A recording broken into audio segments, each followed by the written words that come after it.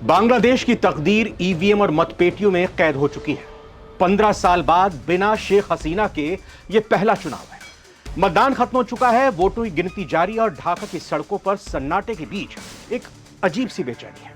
क्या खालिदा जिया के बेटे Tariq Rahman Bangladesh nationalist party BNP का 17 साल का वनवास खत्म कर सत्ता में लौटेंगे, या फिर कट्टरपंथी जमात इस्लामी पूरे दक्षिण एशिया का समीकरण बदल देगी? और सबसे बड़ा सवाल, क्या भारत की दोस्त शेख हसीना ने पर्दे के पीछे से कोई ऐसा खेल कर दिया है जो सबको चौंका देगा? आज इस वीडियो में हम बांग्लादेश चुनाव के उन 7 मोर्चों का विश्लेषण करेंगे जिन्होंने इस बार बांग्लादेश में पीएम की कुर्सी की जंग को अस्तित्व की जंग बना दिया है। नमस्कार, बहुत बहुत स्वागत है आप सभी का। आप नवभारत टाइम्स देख रहे हैं। मैं रविंद्र सिंह आपके साथ, और ये वक्त सारी दुनिया का।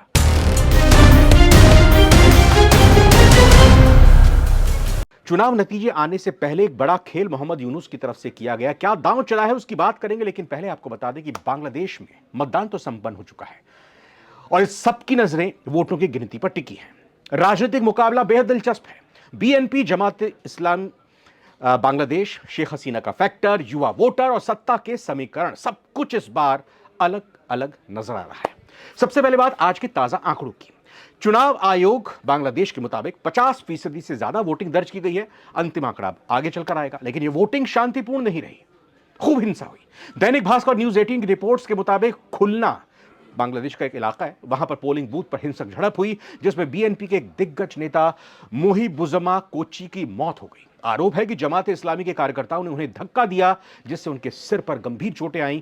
ये वही जमात है जो कभी बीएनपी की दोस्त थी, और हो सकता है नतीजों के बाद फिर से एक साथ आ जाए। लेकिन आज सत्ता की कुर्सी के लिए दोनों आमने सामने एक दूसरे के खून के प्यासे हैं। ढाका से लेकर चटगांव तक कई जगहों पर बम धमाकों की गूंज सुनाई दी, लोगों में झड़पें हुई। ये लगातार खबरें सामने आई और वोट डालने के लिए बांग्लादेश की जनता इन्हीं हिंसा के बीच निकली। अब आते हैं उस सवाल पर जो नई दिल्ली में बैठे नीति निर्धारकों की, यानी भारत की सरकार की नींद उड़ा रहा है। अगर बीएनपी जीती तो प्रधानमंत्री बनेंगे तारिक रहमान। तारिक ने हाल ही में द गार्जियन को दिए इंटरव्यू में कहा कि वो प्रतिशोध की राजनीति नहीं करेंगे। तो क्या भारत के लिए उनका स्टैंड सॉफ्ट हुआ है? जी हां, तारिक अब थोड़े नरम दिखाई दे रहे हैं। वो अल्पसंख्यकों, खासतौर पर हिंदुओं की सुरक्षा की बात कर रहे हैं। लेकिन दूसरी तरफ जमात इस्लामी के अमीर शफीकुर रहमान हैं। जमात का स्टैंड हमेशा से भारत विरोधी और पाकिस्तान परस्त रहा है।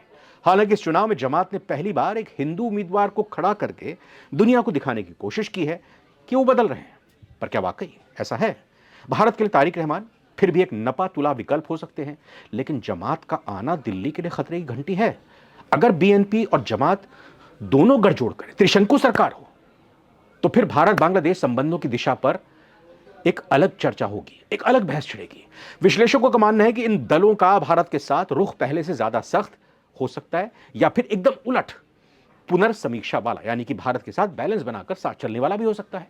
हालांकि आधिकारिक नीति क्या नजरिया होगा, परिणाम के बाद ही स्पष्ट होगी, लेकिन क्षेत्रीय राजनीति में इसका असर जरूर देखा जाएगा। अब सवाल यह है कि क्या शेख हसीना वाकई सीन से बाहर है, भारत बैठी हैं, उनकी पार्टी चुनाव नहीं लड़ रही, या कहें कि बैन कर दिया गया है? इस पर जानकारों का मानना है कि अवामी लीग भले ही चुनाव नहीं लड़ रही हो, उसे प्रतिबंध किया गया हो, लेकिन उनके साइलेंट वोटर्स, उनका वोट बैंक खेल बिगाड़ सकता है। करीब 30% वोटर्स ऐसे हैं जो अभी भी हसीना के विकास मॉडल को याद करते हैं, और इनमें बड़ी तादाद युवा वोटर्स की है। और इस बार वैसे भी सबसे बड़ा फैक्टर है जेन जी, यानी यूथ। बांग्लादेश के 44% वोटर्स 18 से 37 साल के हैं। ये वो पीढ़ी है जिसने जुलाई क्रांति देखी है। इनकी डिमांड है नौकरी, अभिव्यक्ति की आजादी और भ्रष्टाचार का खात्मा। इन्होंने बीएनपी और जमात दोनों को चेतावनी दी है कि अगर पुरानी गलतियां दोहराई तो तख्तापलट फिर से हो सकता है, जुलाई वाली क्रांति फिर कर देंगे। युवाओं की नई पार्टी भी है, एक नेशनलिस्ट सिटीजन पार्टी, एनसीपी। इस चुनाव में किंग मेकर की भूमिका यह भी निभा सकती है, क्योंकि एनसीपी के जो उम्मीदवार हैं वो युवा हैं, और जो कॉलेज से निकले हुए छात्र हैं वो हैं। इसको भी कुछ सीटें मिलती हुई दिखाई दे रही है, और ऐसा भी कहा जा रहा है कुछ विश्लेषकों की तरफ से कि भाई इनके बिना बांग्लादेश की अगली सरकार नहीं आ सकती है। खैर, अब बात करते हैं नोबेल विजेता मोहम्मद यूनुस, जो केयरटेकर के तौर पर बांग्लादेश की बागडोर संभाल रहे हैं, जिन्होंने पिछले 18 महीनों से अंतरिम सरकार चलाई है। उनका अब क्या रोल होगा? आज तक की रिपोर्ट कहती है कि यूनुस ने साफ कर दिया है कि वो सत्ता के भूखे नहीं हैं। जैसे ही नई सरकार शपथ लेगी वो पद छोड़ देंगे, चले जाएंगे। लेकिन अफवाहें गर्म है कि अगर त्रिशंकु संसद यानी हंग पार्लियामेंट हुई तो क्या यूनुस को ही राष्ट्रपति या किसी बड़े पद पर बने रहने के लिए कहा जाएगा? यूनुस ने न्यू बांग्लादेश का जो सपना दिखाया है, क्या नई सरकार उसे आगे बढ़ा पाएगी? यही सवाल यहां पर रुकता है और आपको समझाते हैं कि मोहम्मद यूनुस की कोशिश यही है, क्योंकि मोहम्मद यूनुस का रुख अमेरिकी परस्त देखा गया है और कहा यह जा रहा है कि अमेरिका भी नहीं चाहता कि मोहम्मद यूनुस सत्ता के केंद्र से बिल्कुल आउट हो जाए।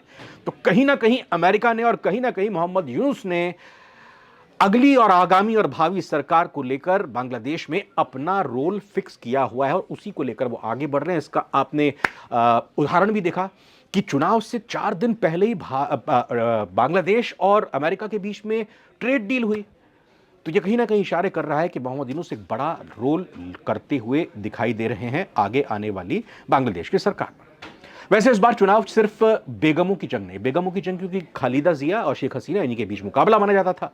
अब खालिदा जिया इस दुनिया में नहीं है, लेकिन इस बार वोट किस बात को दिया, किस बात को लेकर दिया? ये 7 मोर्चे हैं जिस पर वोट दिया गया और यही परिणाम की दिशा तय करेंगे। महंगाई पहला मुद्दा है, जिसमें 8.5% से ज्यादा की मुद्रास्फीति बांग्लादेश को परेशान कर रही है। भ्रष्टाचार दूसरा मुद्दा, जहां दोनों पार्टियों ने एंटी ग्राफ्ट सेल बनाने का वादा किया है। तीसरा मुद्दा अल्पसंख्यकों की सुरक्षा का भी है। हिंदुओं पर जो हालिया हमले हुए, ये बड़ा मुद्दा चुनाव में बना है। चौथा मुद्दा संवैधानिक सुधार का है, क्या पीएम के कार्यकाल पर 10 साल की सीमा लगेगी? पांचवा मुद्दा है विदेशी कर्ज, चीन और भारत के साथ बैलेंस बनाना। बहुत कर्ज लिया हुआ है चीन से, भारत से, अमेरिका से। छठा है गारमेंट सेक्टर। गारमेंट सेक्टर रीढ़ है इकोनॉमी की बांग्लादेश की, और यही रीढ़ की हड्डी टूट गई है, अब इसको फिर से जोड़ना है।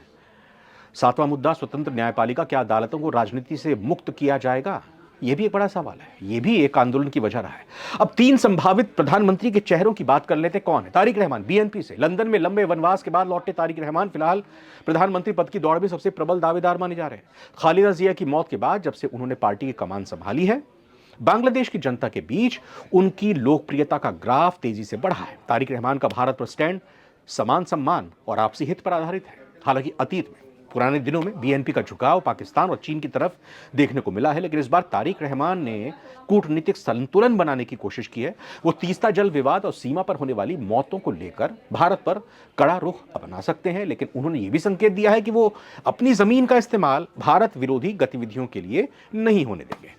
अब दूसरा चेहरा है शफीकुर रहमान, जमात इस्लामी से। अमीर शफीकुर रहमान इस बार जमात इस्लामी के पीएम फेस माने जा रहे हैं। यह पार्टी कट्टरपंथी विचारधारा के लिए पहचानी जाती है।